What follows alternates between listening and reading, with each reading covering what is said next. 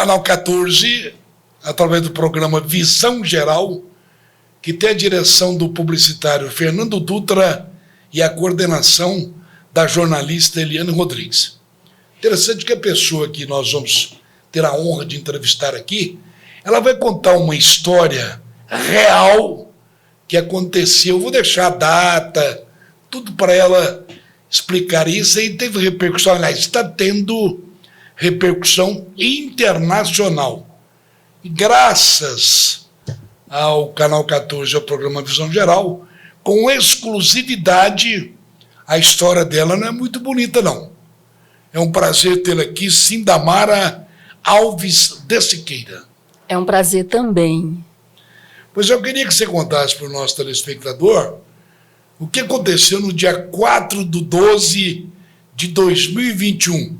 Parece que foi uma surpresa, ou não foi surpresa, mas não vou deixar. Não foi uma surpresa tão agradável, né? Ela foi mas complicada. Foi muito complicada. Eu estava numa casa de campo em Gameleira de Goiás e o meu esposo saiu para buscar leite. E 6h30 eu tive a surpresa. 6h30 da manhã ou da... 6h30 da manhã. Da manhã. Eu tive a surpresa de bater na minha janela e quando eu vi, eu só vi o revólver. Aí eu levantei, olhei, porque foi assim desse lado. Quando eu olhei, eu visualizei, já vi quem era o rapaz. Eu já sabia da história dele, porque a gente acompanha. Você, né? Já o conhecia? Eu já o conhecia porque, como a gente é da área da comunicação também, a gente tem o hábito de ler tudo sobre o que está acontecendo no Estado, né? Então, eu já sabia que maneira tudo. Diferente de acordar, né, Cindamara? Foi uma maneira muito diferente mesmo. Geralmente, eu acordo com cantada siriema. Dessa vez, a siriema não cantou. Dessa vez, foi um bandido batendo na minha janela. Mas a siriema não cantou porque ele a eliminou ou não? Não, ele não eliminou. Eu acho que ela deve ter corrido, literalmente. Menos mal. Menos mal. Ele bateu, aí eu levantei, né? Eu estava de pijama. E ele apontou a arma para minha cabeça e falou para mim que ia me matar. Aí eu falei, não, a gente vai conversar. A gente vai conversar. Você tem muito sangue frio. Muitas pessoas ficaram assim, até mesmo psiquiatra, psicólogos. Eu tive ligações de pessoas do mundo inteiro querendo saber o que aconteceu. Por causa daquela minha atitude, muita gente chegou a falar que eu tinha tido treinamento com policiais de outros países, mas eu acho que tudo, eu atribuo tudo a Deus. Eu sou cristã, então eu atribuo tudo a Deus. A questão da temperância, que é o domínio próprio, que é um dos frutos do Espírito, naquele momento eu senti uma tranquilidade. Na segunda vez que eu levantei, ele repetiu novamente. Aí ele já deu uma posição na arma que ele ia atirar. E eu falei, não. Que isso? A gente vai conversar. E você lembra que arma que era? Um revólver, 38? Parecia um 38. Eu não sou muito boa de arma, não, mas parecia um 38. E aí ele falou, eu vou te matar. Eu falei, não, a gente vai conversar. Você me dá licença, porque eu estou de pijama. Por favor, você vira, que eu vou trocar o pijama e a gente vai conversar. E ele virou, eu troquei, e ele já foi em punho, porque a janela é muito grande, com tela de proteção. Ele já foi com a arma em punho, virando e perguntando se tinha alguém armado em casa. Eu falei, não, minha arma aqui é Deus. Aí ele falou, estou com muita fome e com frio, porque no dia 3 de dezembro tinha chovido muito na zona rural. Então ele estava dentro de uma mata fechada. Aí eu consegui trocar de roupa muito rápido, porque eu não podia ficar muito tempo dentro do quarto, para ele não desconfiar. E eu fui para a sala, ele sentou. Aí ele pediu café, eu fui fazer café para ele, tinha muita bolacha de nata, que ficou famosa, minhas bolachas de nata, tinha muita bolacha de nata, e ele comia compulsivamente, mas ele se batia de tanto frio. Aí ele falou, senhora, eu estou com muito frio. Eu fui com essa posição na frente dele, que é uma questão de defesa. Me retirei até o quarto, peguei um suéter, até um suéter canadense. Brincadeira, hein? Você acredita que eu dei para ele Brincadeira. Eu dei para ele um suéter canadense? Coloquei, eu fui, tirei o boné vermelho que ele estava, vocês podem ver isso no Google. Tirei o boné da cabeça dele e literalmente eu vesti a camisa dele. Quando eu fiz isso de vestir a camisa nele, ele olhou para os meus olhos e falou, a minha mãe me abandonou, eu tinha 4 anos de idade. Ninguém me tratou assim. Aí eu tive que ter mais um pouquinho de sabedoria para lidar com a situação e comecei a chamar ele de filho.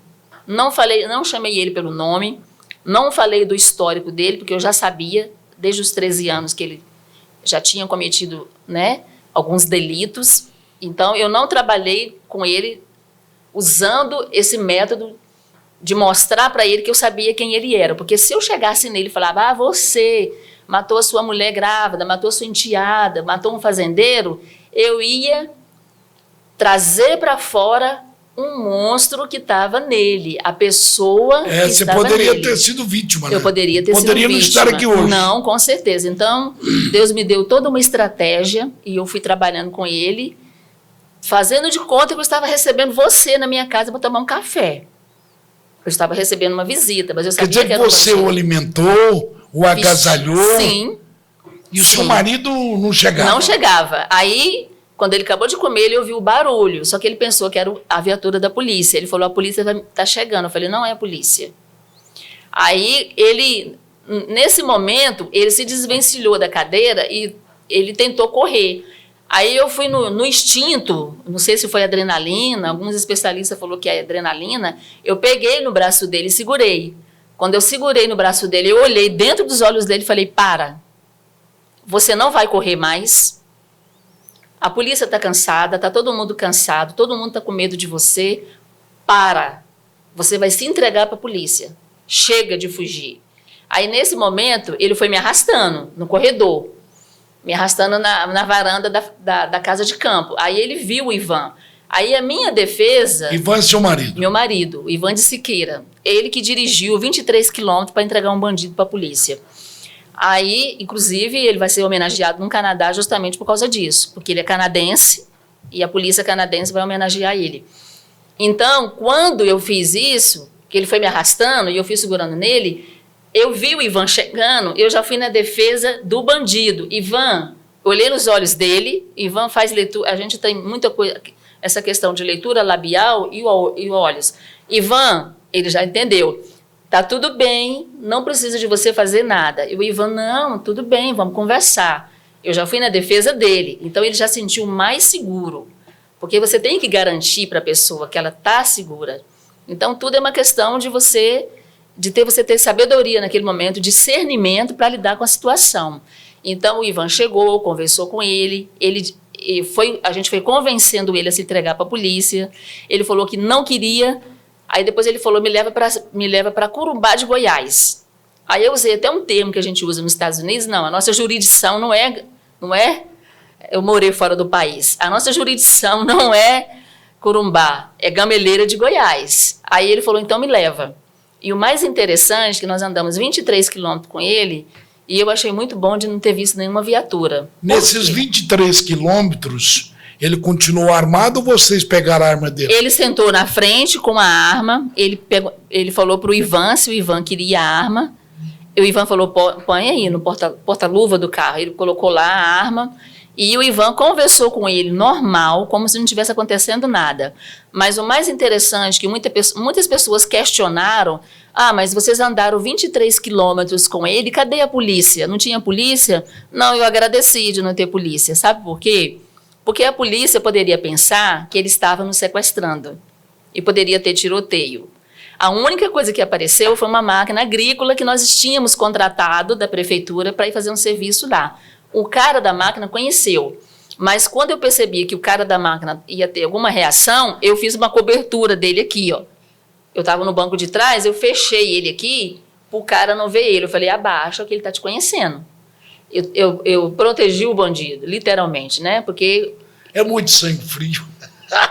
Meu Deus. Não é sangue frio, é como diz o... Ou é a presença de Deus. É a presença de Deus, né? Aí eu protegi ele, eu fiquei o tempo todo lá atrás orando, e ele conversando com meu marido, e ele estava conversando, super tranquilo, nós não tocamos em nenhum assunto, ele só falou que ele queria pagar por tudo que ele fez, que ele ia pagar por tudo que ele fez, naquele momento ali que ele estava conversando com o Ivan. Aí quando a gente chegou na porta de um posto policial que tem em Gameleira, não tinha policial, o Ivan esburrou a porta, e eu comecei a ficar um pouco tensa, porque você imagina você numa cidade que as pessoas estavam acordando e com você como bandido procurado pela polícia de Goiás dentro do seu carro. O que você tinha que fazer? Aí eu liguei para a polícia, mas ninguém acreditou em mim e eu não ponho culpa na polícia por isso, que eu também não ia acreditar. Recebem milhares de trotes, né? Recebe trote demais. A polícia recebe muito trote. Polícia Militar, Corpo de Bombeiro, Polícia Civil, eles não fizeram por maldade. Aí quando eu liguei, a menina até riu, né? Aí eu desligou o telefone, aí eu, naquele adrenalina, me veio na cabeça ligar para uma pessoa. Aí eu liguei para essa pessoa que até então eu perguntei para ele, por que você me atendeu? Você não atende telefone final de semana? E ele atendeu no segundo toque.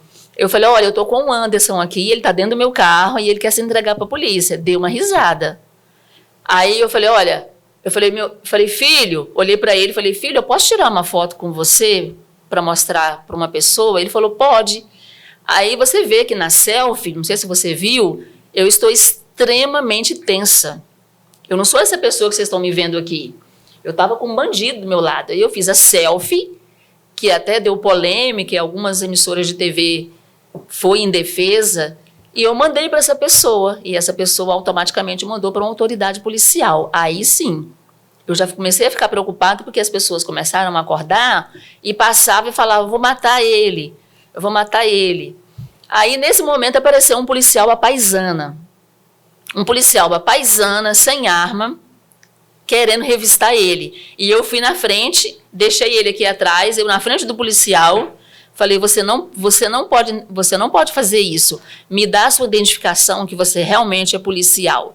Mas eu estava tentando salvar a vida do policial, porque o bandido estava atrás de mim com a arma. E o policial não teve... Que situação, hein? O policial não teve sabedoria para... Nem Alfredo Hitchcock. Por isso que eu falo, eu tive conversando com algumas pessoas e eu falei, gente, a Polícia Militar do estado de Goiás, de qualquer outro estado, tem que aprender a fazer a leitura de olho e a leitura labial. Por exemplo, eu falei com ele em leitura labial que o cara estava armado, mas o cara não percebeu. Então, eu tentando falar para ele que o cara estava armado e ele queria desarmar o cara. Então, se ele tivesse feito alguma coisa nesse sentido, nem eu estaria aqui falando com você, nem o policial estaria vivo e nem meu marido, porque ele poderia ter uma reação. Então, eu fui na defesa. Foi uma coisa maluca? Foi. Mas era o que eu tinha que fazer naquele momento. Eu tinha que salvar a vida do policial, a minha vida e a vida do meu marido. Aí ele falou assim, Damara, você não está me conhecendo? Eu falei, não sei quem você é. E eu sei quem é o policial, é de Gameleira. E ele veio e eu falei, não, eu quero. Aí ele saiu, nesse momento que ele foi saindo, os policiais chegaram, o policial de farda, aí sim. O policial veio, tomou a frente, tirou ele de dentro do carro, algemou ele e tudo mais. Mas assim, foi uma situação que parece que eu estou contando um filme para você. Mas deixa eu te falar uma coisa aqui, Cidamara, e o nosso telespectador deve estar assim, né? Presos à sua narrativa. Eu só espero que essa maluquice aconteceu só uma vez. Só uma vez. Que não tenha outra, pelo amor de Deus, velho. Tem muita gente Parece com medo. De horror, de Hitchcock. Tem, algumas pessoas falaram para mim, se você ligar no 190 e falar assim, Damara, vai aparecer helicóptero e polícia aí na casa de campo. Até submarino, viu? Vai aparecer muito como policial. Como é que foi o desfecho disso? O desfecho foi, a gente teve que ir, né? Eu tive que acompanhar as viaturas até Anápolis, na GO 060 ali, na regional. E aí que eu vou dizer para você realmente que eu fiquei assustada. Eu não tive medo do bandido. Muita gente perguntou, você teve medo dele? Eu falei, não. Mas eu tive medo da imprensa. Eu nunca vi na minha vida. Eu sou da área de comunicação, trabalhei em rádio, trabalhei em TV, mas eu nunca vi na minha vida tanta gente querendo me entrevistar. Eu acho que foi muito susto para todo mundo. Tinha alguns colegas que me conhecem e tudo mais. Eu fiquei com mais medo da imprensa. Quando eu vi aquela quantidade de jornalistas, mas eu vi os policiais. Pois ali, mas a imprensa, a arma dela é o microfone. É o microfone. Então eu tive mais medo, porque todo mundo queria saber como é que você fez, o que você fez. Eu ouvia, né? Porque eu tenho o sexto sentido de conseguir ouvir o que está acontecendo aqui, mas eu vi o que está acontecendo aqui do lado.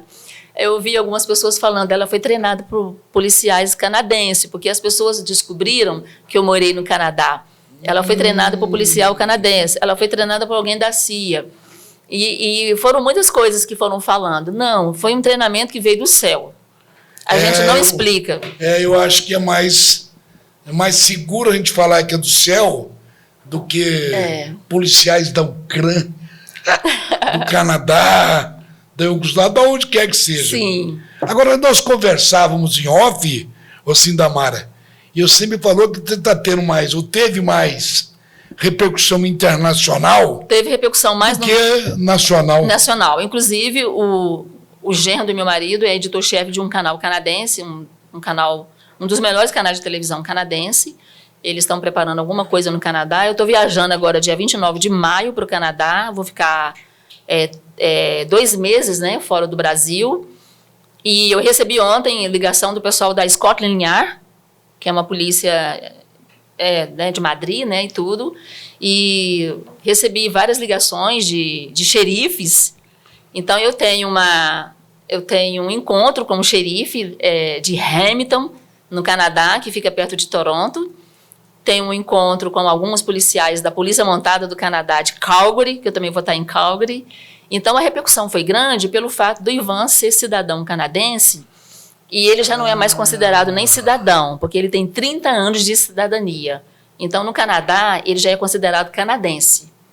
E há rumores de que eu vou receber o passaporte canadense. Oh! Que maravilha! Você é napolina? Eu sou capixaba, de Pedro Canário. Olha só. Há quanto tempo você está em Anápolis? Desde 1980. Então já é. Deixa eu te contar uma coisinha aqui que o telespectador também...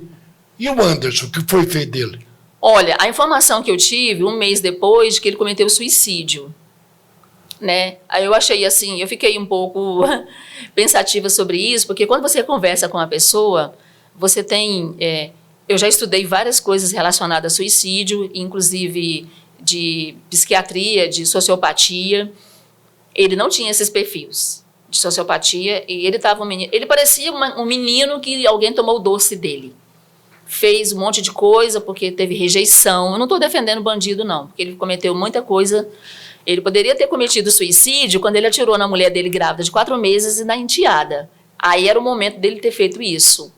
Como a gente viu recentemente aqui numa cidade próxima, Teresópolis, né? O namorado fez isso com a namorada. É verdade. Por rejeição. Mas deixa eu só... ontem ou anteontem, não sei bem... Lá nos Estados Unidos, o cidadão estava... Deixa eu corrigir. Lá nos Estados Unidos, um indivíduo estava batendo na namorada e andou dando uns tiros dela. Aí a polícia chegou e ele quis se entregar, não sei se você viu, eu vi. Levantando as mãos. Só que não adiantou não, né? Não adiantou, não. Não adiantou, você não. tem uma ideia, em Nova York, teve um rapaz que saiu atirando, esfaqueando algumas pessoas em Nova York, só para a gente entrar no mérito, assim, de como que as pessoas têm uma outra visão do que se faz. Ele só mostrou para a polícia aonde o cara estava escondido. O fato dele ter feito isso, ele recebeu uma honraria do governo americano e $100 mil. Essa semana aconteceu um outro fato em Calgary, que é a província de Alberta, no Canadá, de um cara que surtou num shopping. E uma pessoa foi lá, um policial, muito bem treinado, não teve tiroteio, todo mundo tranquilo dentro do shopping, eles são muito bem treinados. O policial foi lá, conseguiu fazer com que ele descesse da laje e deixou ele mais calmo. Então, esse fato dele ter feito isso... ele foi premiado. Então, tipo assim, a gente vê tanta coisa fora do país. Por exemplo, muitos policiais de outros países e até mesmo chefes, né, de outros países perguntaram para mim: Cinda, você recebeu alguma coisa, recompensa? Você recebeu... Se você tivesse participado do Big Besteirol Brasil, você teria recebido. Eu teria recebido. Muita gente perguntou para mim, porque... Não é produção, não é produção. Sabe por quê? Porque eu vou falar uma coisa para você. Na verdade, muita gente falou assim: você fez o papel de negociador. Quando você conseguiu desarmar ele, porque ele estava com muita munição, ele poderia ter feito um estrago maior, ele poderia ter atingido até um policial. Então, a minha preocupação toda era isso. Eu não estava preocupada só comigo, com o Ivan, não. Eu estava preocupada com todo mundo ali em torno. Né? Então, se eu estivesse no Canadá, eu tinha recebido a cidadania canadense pelo Justin Trudeau, que é o primeiro-ministro do Canadá, e $100 mil, até onde eu fiquei sabendo. Aliás, eu vou tentar ver se eu consigo, quem sabe, né? Casada com um canadense. $100 mil hoje dá aí uma bolada boa. Uma bolada boa. Agora, aqui no Brasil... Canadense, dólar canadense. Aqui no Brasil, eles falaram que eu tenho direito de uma... Até foi um deputado que teve a ideia, né, de me dar o título de cidadã goianiense, mas estão protelando tanto que eu acho que eu vou receber a cidadania canadense primeiro. Quem sabe na volta, né? Pode ser que na volta, eu não sei, né? Porque é um título importante, na verdade, para quem não é do estado, né? Eu sou capixaba, sou de Pedro Canário, no Espírito Santo, e eles tiveram essa ideia e tudo, a Alego, né, Assembleia Legislativa do estado de Goiás. Então, eu estou esperando. Vulgarmente, a gente costuma dizer um jargão aí o seguinte: a ficha caiu quantos dias depois ou ainda não caiu até hoje? Olha, se eu falar para você que eu não tive problemas depois, eu não conseguia dormir. Porque quando o horário de 6h30 durante 3 meses... Deixa eu te cortar, desculpa, da foto do café. Não, tudo bem. Mas como é que você consegue dormir? Você acorda com um berro na tua cabeça? Pois é, mas é uma questão psicológica. Você tem que trabalhar no seu psicológico. Teve muita gente que falou para mim: Cinda, você não chorou, você deu entrevista tranquila no mesmo dia, você participou de uma coletiva de imprensa, depois você foi para dar uma entrevista exclusiva para um canal de televisão que o mundo inteiro viu você estava super tranquila. Isso é uma questão de você ter o próprio domínio próprio, a temperança. Acho que todo mundo tem que ter esse domínio próprio, que é o fruto do espírito. Mas é difícil. É um pouco difícil, mas... É dificílimo. Eu não teria esse sangue gelado. Eu estou até me preparando para essa viagem, que são 22 horas de voo ao total, né? Que eu vou fazer uma escala em Dallas. Vai pegar o calorão lá, né? Vou pegar o calor. Vou fazer uma escala em Dallas. Eu estou até me preparando psicologicamente, porque até hoje as pessoas ainda me conhecem. Eu vou para algum lugar, vou fazer um lanche e as pessoas ficam me olhando, ficam rindo. Aí fala: você é aquela moça? Como é que você conseguiu? Então as pessoas querem saber como que eu consegui. Que experiência, hein? É uma experiência que eu não quero que ninguém passe. É verdade. Apesar de que eu quero deixar uma coisa aqui bem clara para o telespectador, teve algumas pessoas que falaram que eu fui imprudente, até da área de segurança pública. Eu quero dizer o seguinte: como que você é imprudente com uma arma apontada para a sua cabeça? Eu acho que a pessoa queria que eu falasse assim: só um minutinho, meu filho, eu vou ali, depois você me mata? Não, peraí, eu sabia com quem eu estava lidando. Imprudente foi a pessoa que falou isso. Independentemente da experiência que essa pessoa tem, como da área de segurança pública e tudo, a gente que está dentro da situação, a gente sabe o que a gente está fazendo, né? Agora, a questão de treinamento, agora eu vou ter. Escutei a frieza do seu marido. Como é que ele reagiu até hoje? Como é que a ficha caiu? Eu acho que ele foi anestesiado, porque ele é um pouco agitado. Mas a questão da minha defesa em relação ao bandido deixou ele mais apaziguado. E ele foi conversando. O Ivan convenceu ele a entrar no carro e andou 23 quilômetros. Então, no Canadá, ele vai ser homenageado pelas viaturas do Canadá justamente por isso, porque a gente tem um carro, e esse carro, até o pessoal falou: nossa, nós estamos com medo de... Quando via o carro, né? Aquele carro ali é uma viatura descaracterizada. Então, ele vai ser homenageado justamente por isso. Pelo fato dele ser canadense, ele não é considerado mais cidadão por 30 anos de passaporte canadense. Então, ele vai ser homenageado pela polícia do Canadá justamente por isso, porque ele dirigiu o carro dele com um bandido na frente. E várias mídias que se você entrar no Google, eles falam sobre todas essas questões e tudo, o meu jeito, como que eu agi com o rapaz, né?